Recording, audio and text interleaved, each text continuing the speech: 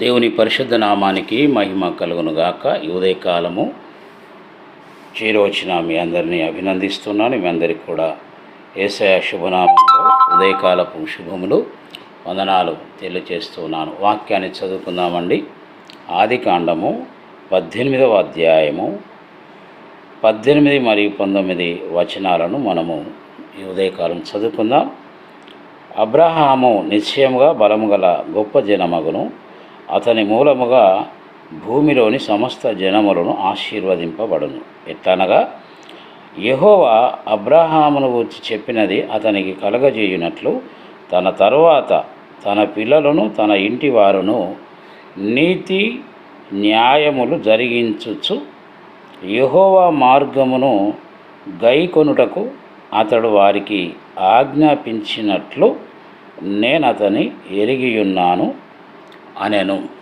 ఈ మాటలు వింటున్నప్పుడు ప్రియ సహోదరి సహోదరుడా, ఒక కుటుంబ యజమానురాలిగా మన కర్తవ్యాన్ని చక్కగా మనం నిర్వర్తించాలి. ఇక్కడ భక్తుడైనటువంటి విశ్వాసులకు తండ్రిగా పేరుగాంచిన అబ్రహామును గూర్చి దేవుడు ఇచ్చే సాక్ష్యమును మనం వింటున్నాం.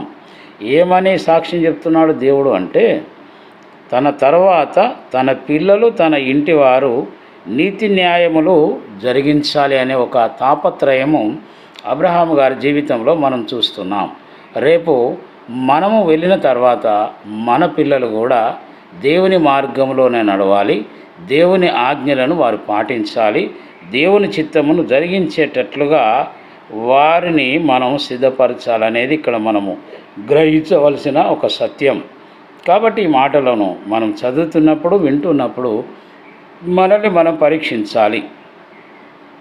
మనకు ఈ వాక్యాన్ని అన్వయించుకునే ప్రయత్నము చేసుకోవాలి. మన గురించి దేవుడి సాక్ష్యం చెప్పాలి. ఫలానా భక్తుని గురించి, ఫలాని భక్తురాలి గురించి నేను ఈ సత్యాన్ని ఎరిగి ఉన్నాను అని దేవుడు చెప్పగలిగితే మన జీవితాలు ధన్యకరమవునని మనము గమనించుదాం, గ్రహించుదాం. కాబట్టి ఏ తల్లి కూడా, ఏ క్రైస్తవ తండ్రి కూడా కుటుంబాన్ని నిర్లక్ష్యం చేయకూడదని ప్రతి ఉదయం సాయంకాలము కుటుంబాన్ని దేవుని సన్నిధిలో సమకూర్చాలి, దేవుని వాక్యమును వారికి బోధించాలని మనం నేర్చుకుంటూ ఉన్నాం. ఆ రీతిగా మనం ముందుకు వెళ్ళినట్లయితే తదనంతరం మన కుటుంబం ప్రభు కొరకు నిలబడుతుందని గమనించుదాం, గ్రహించుదాం. ఆ విషయంలోనూ మనం పరిగణించుదాం.